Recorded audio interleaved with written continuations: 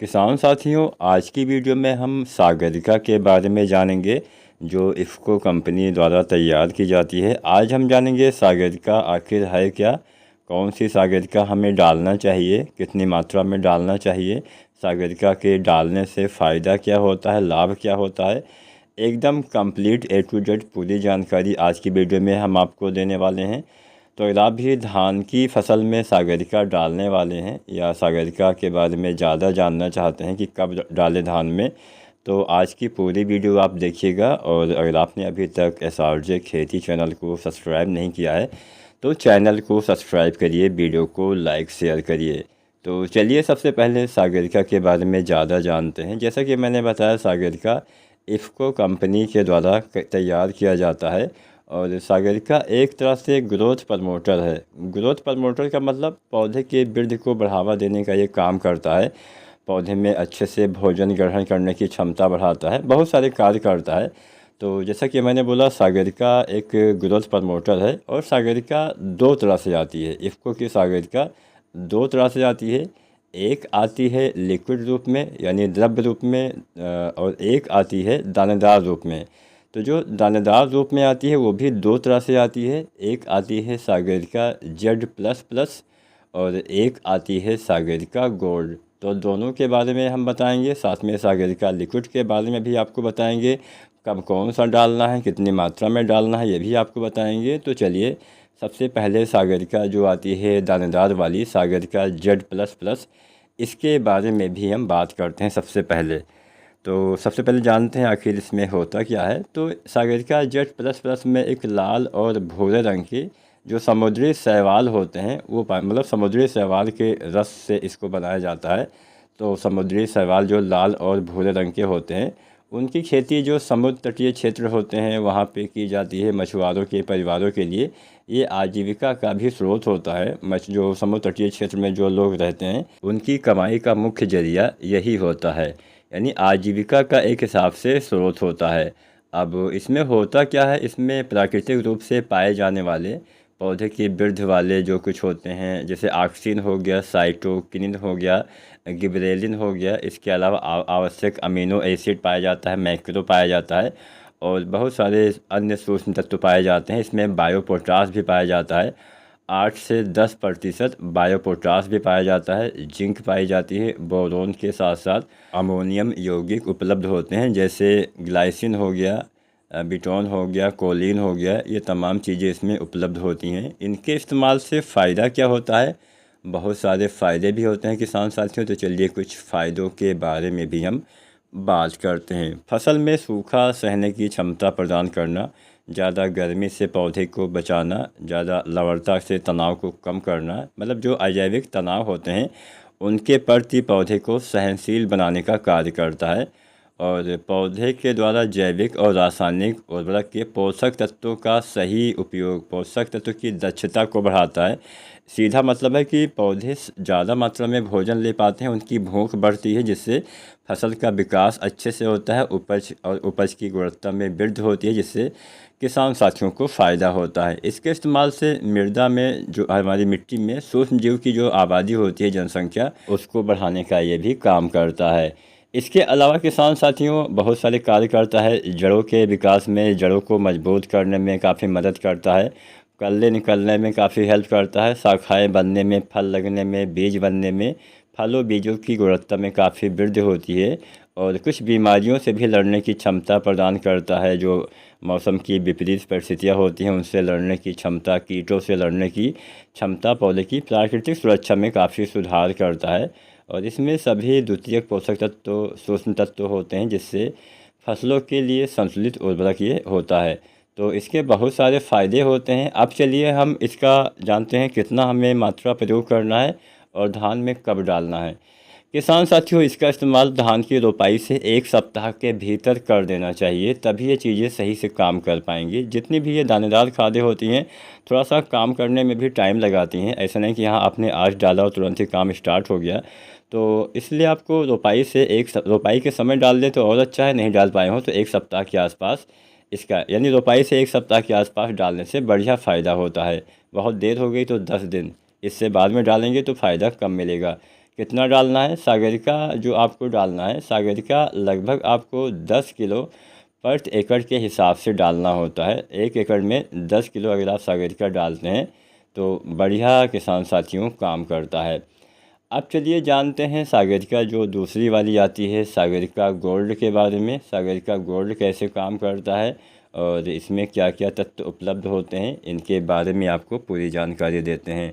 किसान साथियों, जैसा कि मैंने बताया सागरिका जैसे Z++ जो बनाई जाती है वो भी सागरिका गोल्ड भी वैसे ही बनाई जाती है। सागरिका Z++ में भी लाल और भूरा रंग के समुद्री शैवाल होते हैं, मतलब उसके रस होते हैं।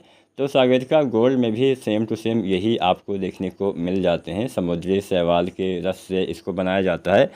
साथ में इसमें ह्यूमिक एसिड और फ्लोविक एसिड को भी मिलाया जाता है, मतलब इस वाले सागरिका में ह्यूमिक एसिड और फ्लोविक एसिड इसके अलग से है और इसके अलावा भी कुछ अलग से सूक्ष्म तत्व इसमें मिलाए गए हैं। बायोपोटास 8 से 10%, जिंक, बोरान के साथ साथ अमोनियम यौगिक इसमें भी पाया जाता है, जैसे ग्लाइसिन, बिटाइन, कोलिन। इसके अलावा इसमें किसान साथियों कैल्शियम, मैग्नीशियम और सल्फर भी इसमें समृद्ध होता है। तो इसमें भी बहुत सारे तत्व होते हैं। ये भी मिट्टी की सूक्ष्म जीव की गतिविधि में काफ़ी तेज़ी करता है और सूखे के प्रति सहने की क्षमता प्रदान करता है। इसके अलावा फसल को अच्छे से ग्रो करने में, कल्ले के बढ़वार में, फुटाव में हेल्प करता है। विशेषकर इसमें ह्यूमिक एसिड जो होता है वो जड़ों के विकास में थोड़ा ज़्यादा मदद करता है।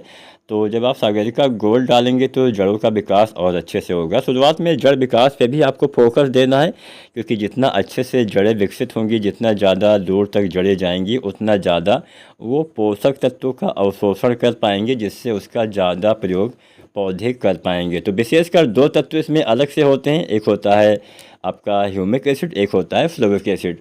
तो आप सागरिका गोल्ड भी डाल सकते हैं। इसकी भी लगभग 10 किलो मात्रा पर एकड़ के हिसाब से किसान साथियों इस्तेमाल किया जाता है।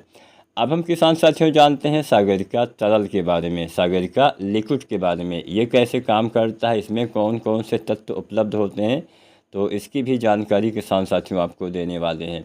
जो सागरिका लिक्विड आती है इसमें भी जो है वही समुद्री शैवाल के रस से इसको भी बनाया जाता है, लाल भूरे रंग के शैवाल से।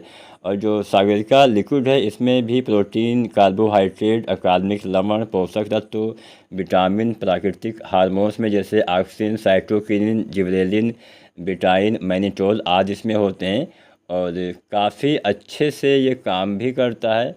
28% के आसपास इसमें कुल समुद्री शैवाल के जो रस होते हैं वो इसमें उपलब्ध होते हैं, जो पौधे की वृद्धि को काफ़ी बढ़ावा देते हैं। बेहतर उपज आपके पौधे को किसान साथियों देखने को मिल जाती है। इसके अलावा भी इसमें कुछ तत्व होते हैं जो हम चलिए जान लेते हैं। इसके अलावा किसान साथियों इसमें आपका बायोपोटास भी होता है 8 से 10% के आसपास, और आवश्यक अमीनो एसिड, मैक्रो वगैरह होते हैं, और साइटोकिनिन, गिबरेलिन ये तो होते ही हैं। तो बहुत सारे इसमें भी तत्व पाए जाते हैं, माइक्रोन्यूट्रिएंट्स पाए जाते हैं जो पौधे के विकास को काफ़ी बढ़ावा देते हैं। तो इसका भी इस्तेमाल आप कर सकते हैं। सागरिका जो लिक्विड वाली आती है इसका भी इस्तेमाल आप कर सकते हैं। कैसे करना है, जैसे कि मैंने बताया, फ़ायदा तो वही होने वाला है, अच्छे से ग्रोथ होगी, जड़ों का विकास होगा, कल्ले का फुटाव होगा और बढ़िया से एक काम करते हैं। अब चलिए समय के बारे में जानते हैं, कब हमें सागरिका जो लिक्विड आती है इसका इस्तेमाल करना चाहिए। इसका इस्तेमाल आपको स्प्रे विधि से करना है, मतलब छिड़काव विधि से पत्तियों पे आपको इसका प्रयोग करना है। मात्रा आप जान लीजिए, सबसे पहले मात्रा जानेंगे, उसके बाद जानेंगे कब कब हमें इस्तेमाल करना है। तो इसकी लगभग आपको 2.5 ml से लेके 5 ml तक आपको जो सागरिका लिक्विड है इसको आपको 1 लीटर, मतलब 2.5 ml से 5 ml पर लीटर पानी के हिसाब से घोल के आपको इसका इस्तेमाल करना है।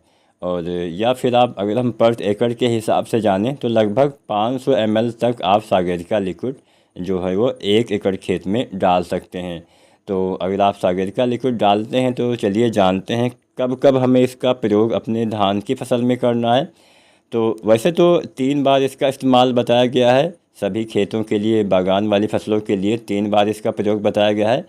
पहली बार पौधा रोपाई के समय या फिर अच्छे से जब जमाव हो जाता है तब, और दूसरी बार फूल आने से पहले आपको डालना है, और तीसरी बार फूल आने के बाद में आपको डालना है। अब ये तो बताया गया समय है, लेकिन अब हम आपको बताते हैं कि धान की फसल में आप कब इस्तेमाल करें तो ज़्यादा फ़ायदा मिलेगा। एक तो कल्ले निकलने से पहले इस्तेमाल करें, दूसरा फूल आने से पहले यानी गबोट अवस्था में इस्तेमाल करें, जब बालियाँ तने के अंदर होती हैं। तो पहली बार आपको कब डालना है? पहली बार आप 20 से लेकर 30 दिन तक रोपाई के बाद प्रयोग करिए। ये समय ऐसा समय होता है जब कल्ले का फुटाव होना धीरे धीरे स्टार्ट होने लगता है। तो 20-30 दिन पे आप डालिए, बहुत देर हो जाए तो 35 दिन तक डाल दीजिए। इससे ज़्यादा देर में डालेंगे तो ज़्यादा काम नहीं करेगा कोई चीज़, समय से डालने से ही काम करती है।